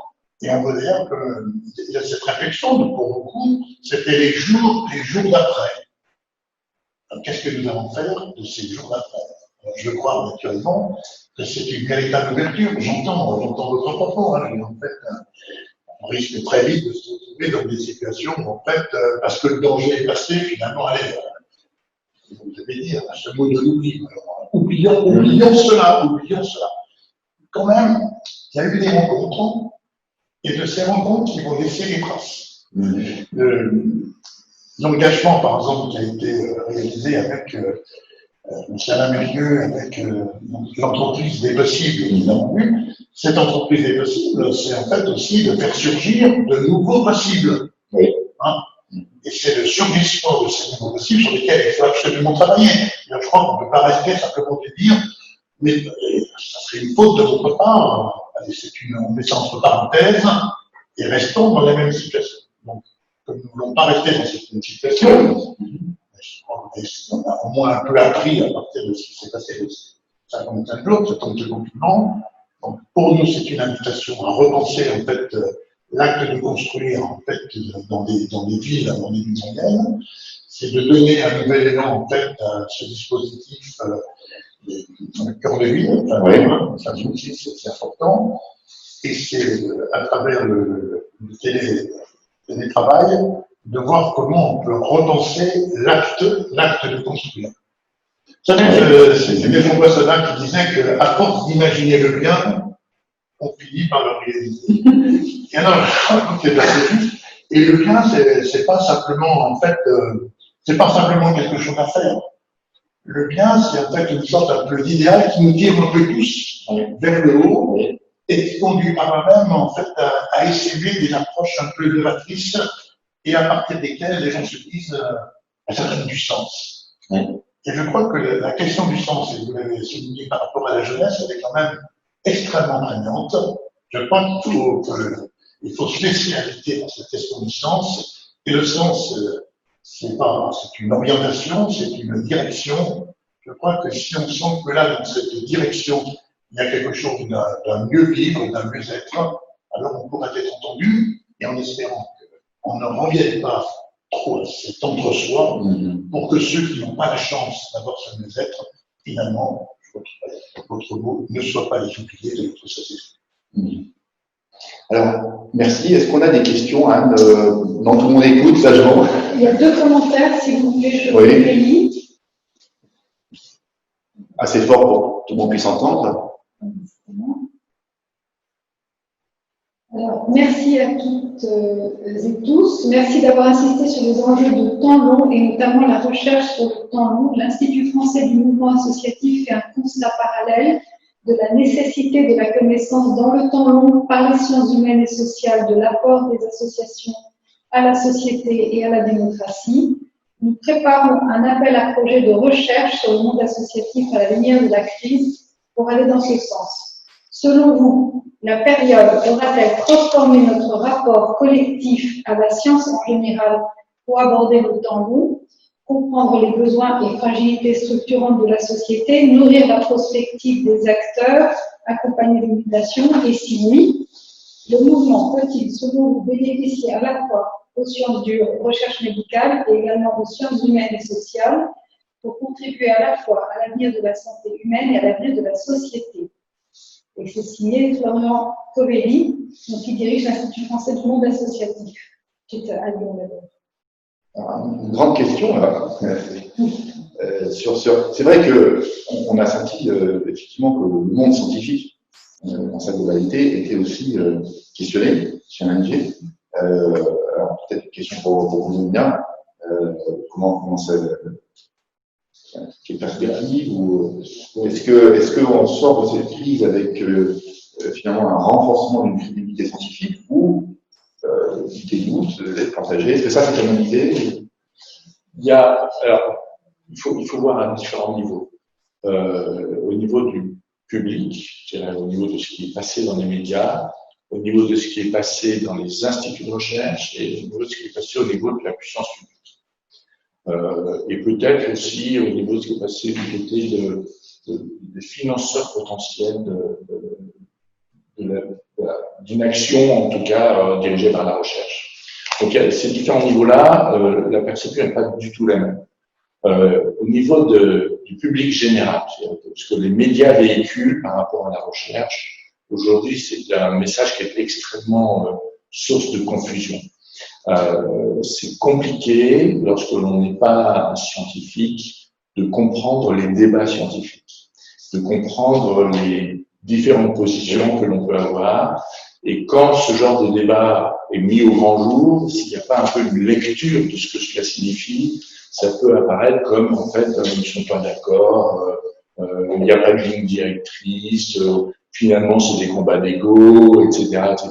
C'est quand même un petit peu plus subtil que ça, et de nouveau, il faut bien voir qu'ils ont un instantané de la discussion, de ce qu'est la discussion scientifique sur un contexte très précis, et il ne faut pas transposer ce que l'on a pu voir autour d'un certain nombre de prises de position vis-à-vis d'une communication scientifique faite pour dire que c'est le reflet de ce qui se passe dans la communauté scientifique. Ça, c'est la première chose. La deuxième chose, on a été dans une pathologie éminemment médicale, et les médecins ne pensent pas comme les scientifiques. Les médecins ne pensent pas comme les scientifiques, pour deux raisons. D'abord, ils ont une réflexion intuitive, c'est ce qu'on appelle la science médicale. L'art de la médecine, c'est très intuitif. La science, c'est pas intuitif, c'est factuel. La science, elle peut reposer sur de l'imagination, imaginer une solution, imaginer une théorie, mais elle repose sur des faits, alors que la médecine reste quand même très intuitive. Ça, c'est une chose qui est très importante et qu'il y a à bien comprendre. La deuxième chose, les deux se rejoignent sur le fait qu'à un moment donné, il y a un consensus. Et ce consensus, aujourd'hui, on le voit au quotidien dans la pratique médicale, quand on décide d'un traitement pour un patient. C'est particulièrement vrai dans le domaine de la cancérologie. C'est un traitement qui est décidé en collégialité. Donc, c'est une décision qui n'est pas une décision qui est sur une personne, mais sur un groupe de personnes. Et on voit qu'on a ce qu'on appelle des conférences de consensus. On a des structures qui sont là pour faire de la réflexion collective une proposition qui est ensuite appliquée par l'ensemble de la collectivité. Donc, une approche d'une intelligence collective. Exactement. Et c'est le principe de l'intelligence collective consensuelle. Et ça, beaucoup de gens ne comprennent pas. Qu'à un moment donné, vous avez 20 personnes qui arrivent avec des idées différentes et qui vont être capables de se mettre d'accord sur un texte. Et tout le monde dit, je suis d'accord avec tout ce qui est écrit. Et pour un certain nombre de personnes, ce type de raisonnement, c'est l'antithèse de la réflexion, puisque la réflexion ne peut être qu'en opposition. Or, dans le domaine médical, la réflexion est collective pour arriver à un consensus et éviter qu'il y ait quelque chose qui reste en dissonance. Et si jamais on n'arrive pas, c'est qu'on n'est pas allé au bout du processus. Donc la vie collective ne sort pas tant que tout le monde n'est pas d'accord. Et ça aussi, c'est un débat que aujourd'hui les gens, le public généralement ne comprend pas. Donc de ce côté-là, ça peut être un petit peu flou du côté du public. Du côté des agences de financement, clairement c'est compris. La recherche temps long versus la recherche temps court, le besoin du financement en temps long, il est compris. Aujourd'hui, alors qu'on est dans un contexte d'émergence en cours et qu'on est encore sur le temps court. Je crois que c'est une question qu'il faudra qu'on ait dans 5 ans. Est-ce que dans 5 ans, le niveau de financement autour de la recherche sur le coronavirus et les pathogènes émergents est au niveau de ce qu'il est aujourd'hui? Alors, c'est peut-être pas possible, parce qu'aujourd'hui, il y a une vampirisation des budgets de recherche autour de ça, parce qu'il y a bien besoin de réponse immédiate. Mais est-ce qu'il est à la hauteur de l'attendu? Je peux vous dire que certains acteurs de la recherche du temps long, c'était un des enjeux de la première discussion qu'on avait eue lorsqu'on était reçu à l'Élysée la première fois, c'était justement certains qui se plaignaient que le financement de la recherche temps long ne se faisait pas. Donc, on va peut-être voir des changements. Et derrière, sur la puissance publique et potentiellement les financeurs parallèles, c'est une prise de conscience qui n'était peut-être pas dans l'esprit, mais vous savez, comme aujourd'hui on communique autour de ce que l'on fait, imaginez communiquer autour d'un virus qui a disparu, en disant, mais moi, je décide aujourd'hui que je vais mettre, je vais mettre 1 milliard sur la recherche sur la variole. On peut dire, vous êtes fou. Enfin, vous êtes fou. La variole a disparu. Seulement, il y a des poxvirus, puisque la variole est un poxvirus, c'est la grande famille, qui sont dans le réservoir animal. Alors, je suis pas en train d'imaginer que c'est en train de se faire, mais si ça se trouve, il va y avoir une émergence. Comme un HIV qui était exactement depuis un millénaire et qui a surgi. Et si on fait de la recherche encore de très haut niveau sur ce pathogène, on sera en capacité de réponse en cas d'émergence. Et là, est-ce que la variante, c'est un exemple de rapidité des contagions et donc, vous allez passer du type qui n'a rien compris parce qu'il finance de la recherche à rien, qui sert à rien, à quelqu'un qui aurait été finalement visionnaire parce qu'il aura fait de la recherche à donc, je ne suis pas en train de dire qu'il faut faire. Et c'est donc le bon équilibre qu'il faut trouver. Et vous savez, on peut faire beaucoup de critiques, c'est quand même terriblement compliqué. C'est terriblement compliqué de pouvoir ajuster en permanence parce que c'est en plus derrière la demande qu'il y a, c'est que l'ajustement fait en post-vérité, c'est-à-dire une fois que l'événement est arrivé, on dit, mais regardez ce que vous avez fait il y a 4 ans. Alors que le contexte était complètement différent.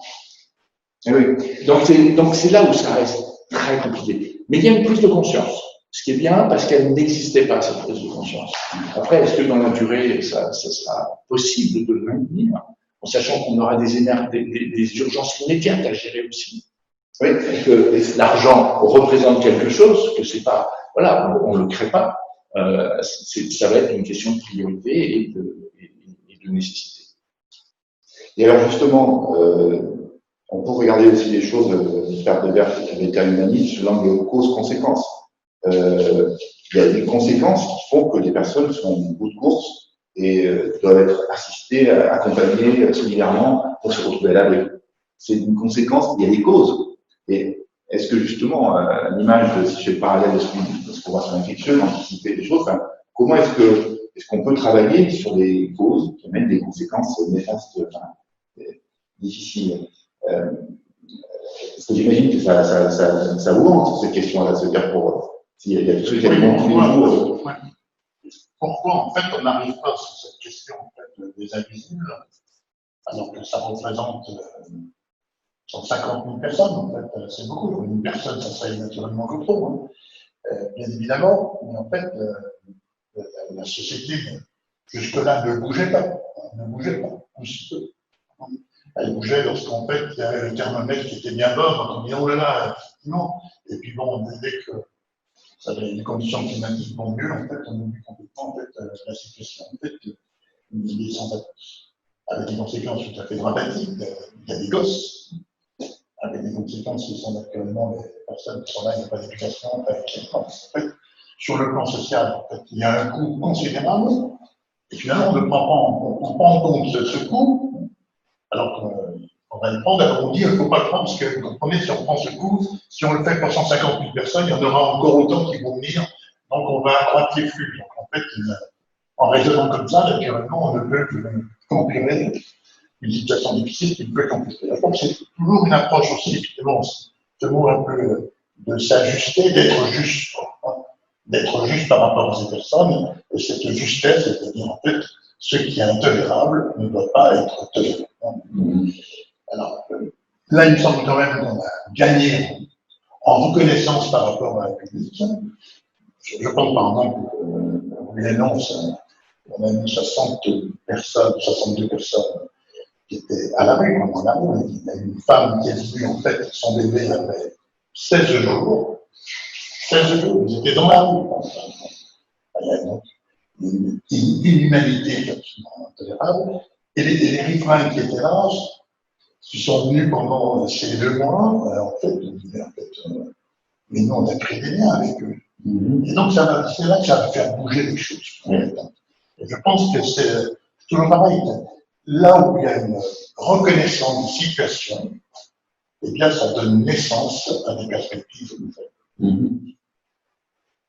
Et c'est vrai que dans ces fragilités humaines, si je fais le parallèle avec cette Covid-19 qu'on ne voit pas à l'œil nu, il faut des instruments, et donc invisibles, mais bien réels dans ce qu'elle provoque, c'est un peu pareil par rapport à la crise humaine, aux crises humaines. Qu'est-ce qui fait que les gens s'effondrent, se retrouvent? Il y a des choses qui paraissent parfois me dire, quand ils sont plus trop connus, plus de travail, quand il y a des difficultés, etc. Mais il y a des choses qui sont plus invisibles aussi. La différence, c'est que l'effondrement de ces personnes n'entraîne pas apparemment l'effondrement en fait, d'une société. Et c'est vrai que la société se trompe, parce qu'en fait, plus elle gagnera dans cette approche du fragile, davantage en fait elle s'humanisera. Je crois que c'est vraiment là où il faut travailler. Alors, vous savez, c'est Pierre qui dit à Dimondard le poète, il dit en fait, là où croit le péril, croit aussi ce qui sauve. Et cette croissance-là, il faut y travailler. Dans ce domaine de la relation humaine, il y a vraiment quelque chose de positif aussi qui est sorti de cet épisode, c'est qu'il y a eu une prise de conscience aussi, et j'ai oublié de finir avec ça tout à l'heure, sur les sciences humaines et sociales. C'est-à-dire que, clairement, il a été vu que c'était un parent pauvre de la recherche qui n'avait pas assez financé, alors qu'il y a des acteurs de la recherche en sciences humaines et sociales qui sont bons. Et donc, c'est une dimension aujourd'hui qui vraiment a pris sa part, et il y a des appels à projets de recherche qui sont vraiment tournés spécifiquement sur les sciences humaines et sociales, avec de jolies choses qui sont proposées, et qui vont permettre de développer aussi tout cela. Donc, la relation entre les individus, la notion de précarité, la notion de tout ceci ressort quand même très fort, et pas seulement par rapport à la prise de conscience de ce que vous décrivez, mais aussi parce que ça fait partie des programmes de recherche. Et quand on met de la recherche derrière ça, on imagine qu'il y a bien évidemment une amélioration de la prise en charge de ces personnes. Oui, ça va être intéressant. Il y avait aussi le comité scientifique, un certain Jean-François Delfrécy a parlé de démocratie sanitaire à un moment donné. Il faut bien voir que dans le conseil scientifique, on a une représentante de la télé Carmonde, donc c'est la dimension, je dirais, autour des précaires, des fragiles, de tous ceux qui ont souffert vraiment de la réalité de l'épidémie, non pas du côté sanitaire, mais du côté de la vie. On a pris ça en compte, et vous savez qu'on a beaucoup poussé pour qu'il y ait un comité citoyen qui soit monté en miroir. On a à peu près réussi, mais là aussi c'est une certaine prise de conscience quand même que c'est une nécessité. C'est pas seulement pour dire effectivement on était trop dans le constat, et peut-être qu'on est en train de passer dans autre chose que simplement un constat. Et donc ça c'est un point important, ces sciences humaines et sociales, sur les trois dimensions comme l'environnement, la recherche, l'humain. Enfin, il y a le point commun pour les prises de conscience de ce qui n'est pas forcément visible. Donc ça nécessite aussi des investissements. C'est bien de trouver un médicament, mais le médicament il faut qu'il soit pris par des personnes, du vaccin. Beaucoup de personnes doutent des vaccins aujourd'hui. S'il n'y a pas des approches humaines et sociales vers ces enjeux-là, on peut mettre beaucoup d'argent dans des découvertes scientifiques et qui ne s'appliquent pas. Donc voilà, c'est aussi un élément important à souligner. Je crois qu'on s'approche de la fin. J'avais proposé au président de la Fondation Picoudian qui nous accueille aujourd'hui, mais il y a une question d'abord, mais peut-être qu'on fera Jean-Pierre Claveraine qui nous rejoigne pour lui dire un mot, comment sa fondation s'est adaptée. Quelle est la question, Annie? Une dernière question. On parle de virus coincé dans le permafrost, potentiellement libérable avec le réchauffement climatique. Info ou intox? Et si info, est-ce que l'on s'y prépare? On sait qu'il y a eu un exercice en novembre sur la variole, justement, en permafrost, le ministère de la Santé, notre ministère a été concerné, l'étude de cas. Oui. Alors, d'abord, je ne suis pas un spécialiste du permafrost, voilà. Le dégel du permafrost posera d'autres problèmes que la réémergence de virus pathogènes. Il faut bien voir que le très grand froid est effectivement une source, un moyen de conserver les agents infectieux. Après, est-ce que on a dans ce permafrost une ressource biologique qui nous conduirait à une recirculation de virus? Là, ça relève plus de l'hypothèse que vraiment du risque avéré. Maintenant, c'est très compliqué de répondre de façon carrée à cette question pour définir quel est le niveau de risque. Est-ce qu'il est fort, est-ce qu'il est faible, est-ce qu'il est faible, est-ce qu'il est négligeable? Pour parler comme le font un certain nombre d'agences. À mon avis, on a besoin, je vais faire une non-réponse, mais c'est quelque chose, on a besoin d'avoir des données scientifiques robustes qui ne reposent pas sur simplement des hypothèses, mais sur des faits. Est-ce que c'est possible? Oui. Est-ce que c'est réel? Je ne sais pas. Donc c'est un risque, mais on ne sait pas. Il faut admettre que la question climatique, on fait bien que la question posée est légitime. Est-ce que réellement il faut qu'on parte en courant, en les bras en l'air, en hurlant parce que ça va arriver et qu'il va y avoir des tas de virus qui vont nous tomber dessus? Pour l'instant, personne n'a la preuve de ça. Oui, parce que non seulement il y a les virus, les pathogènes qui surgissent et qui, du vivant, qui créent, mais il y a ceux qui sont quelque part endormis. Autant, pour revenir à ce que je disais au début, je suis persuadé, mais j'en suis sûr, qu'il y aura de nouveau une émergence virale à partir d'un réservoir animal. C'est une certitude. D'une telle vigueur que celle qu'on vient de connaître. Peut-être pire. On sait pas. Ah, non, peut-être beaucoup moins important. Voilà. Parce que, en fait, non, on ne dit pas ça. C'est-à-dire qu'on a toujours naturellement tendance à vouloir imaginer. Voilà. Est-ce que la deuxième vague va être plus grave? Est-ce que la prochaine pandémie sera plus grave? La prochaine vague, elle sera peut-être moins grave, et la prochaine pandémie sera peut-être moins grave. Et il faut, en fait, c'est aussi une leçon. On n'avait pas imaginé avant, le pire, quand même, il est arrivé, on ne l'avait pas imaginé, hein. Insuffisamment imaginé. Mais vous ne vous rendez pas compte, c'est pas le pire. Non, mais je sais, mais malgré tout, on n'a pas Pourquoi imaginé qu'elle allait arriver. Pourquoi c'est pas pire? Parce qu'il y a d'autres émergences virales qui, si elles survenaient, seraient avec un dégât humain considérable, beaucoup plus important. Si c'est plus proche de la variole, par exemple. Oui, la variole, c'était 30% de mortalité. 30%, 1 sur 3. Là, on est à on est à 1%, et dans certaines populations, moins de 1%. Donc, c'est pas catastrophique. La grippe espagnole, c'était plus de 1% de mortalité. C'était beaucoup plus grave que ce qu'on a observé là. Enfin, c'est, de nouveau, on a le sentiment, parce qu'on avait perdu l'habitude des diffusions épidémiques, que c'est une catastrophe sanitaire. C'est une catastrophe sanitaire. Mais c'est une catastrophe sanitaire qui est, malgré tout, modeste, en comparaison de ce qu'on a eu à subir en termes de population dans le passé, où il y avait 10% de la population qui mourait. Oui, c'est ça. Enfin, on n'a pas vécu ça.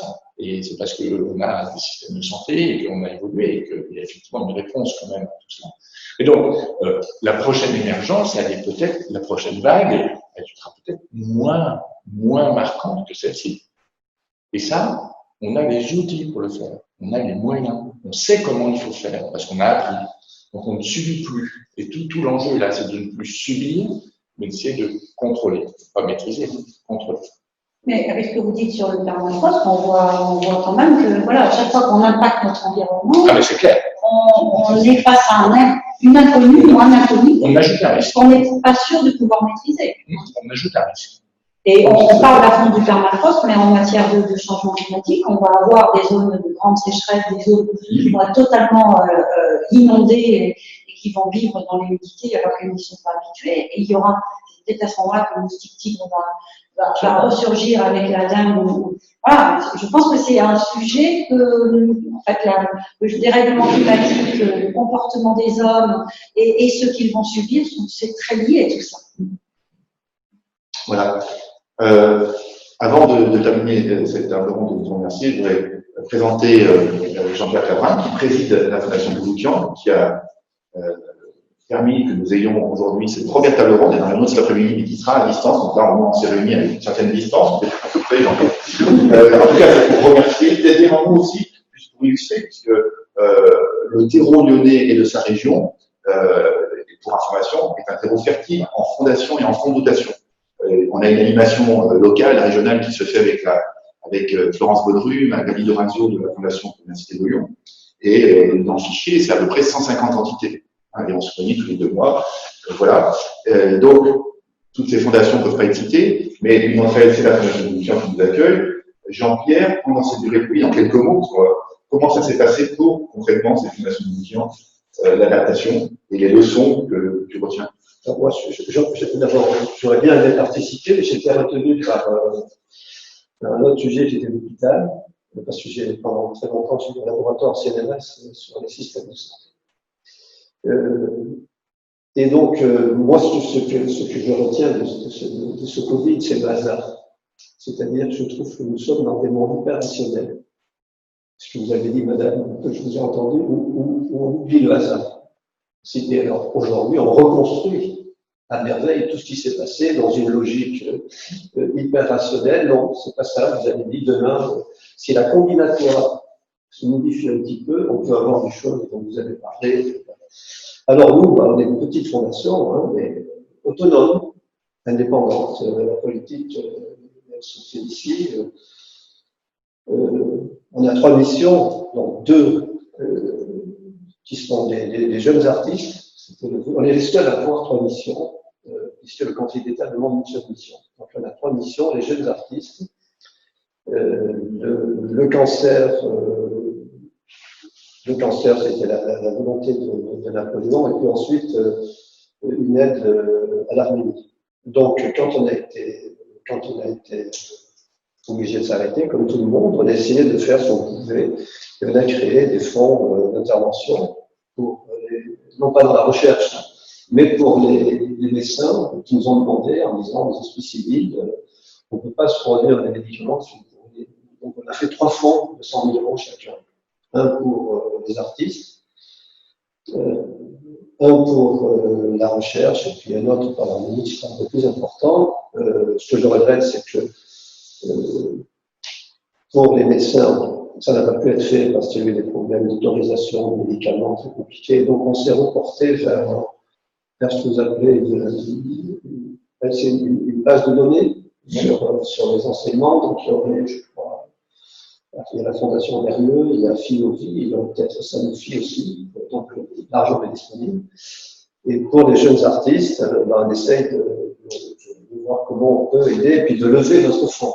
C'est-à-dire 600 000 qui devrait se transformer en 250 000 sur la région. Voilà. Mais c'est très modeste, mais à l'échelle de notre fondation. En tout cas, merci de l'accueil ici, dans de très bonnes conditions centrales à Lyon-Place-des-Bourgs. Merci à Elisabeth Hérault, au Père de Vert, et à Bruno Nina aussi, qui nous a rappelé la base de jour de repos depuis le début du confinement. J'espère que ça va pouvoir, et c'est le cas de beaucoup de chercheurs impliqués, de soignants, de pouvoir souffler un peu. Donc, merci aussi à tous ceux qui ont pu suivre les fondations, les fonds de dotation et qui nous font part de leur analyse. Je rappelle que ça a été filmé, ça sera sur le site du Centre français des fondations. Et pour ceux qui peuvent, rendez-vous tout à l'heure à 14h30 pour la deuxième table ronde avec Jean-Christophe Ruffin, Isabelle Autissier notamment, et puis voilà. Et Justin Weiss. Justin Weiss aussi qui dirige le forum de la paix. Merci, bon appétit. Merci beaucoup. Et à plus tard. Ce matin, en arrivant, j'ai cru qu'il y avait un bureau. Oui, mais c'était pas moi.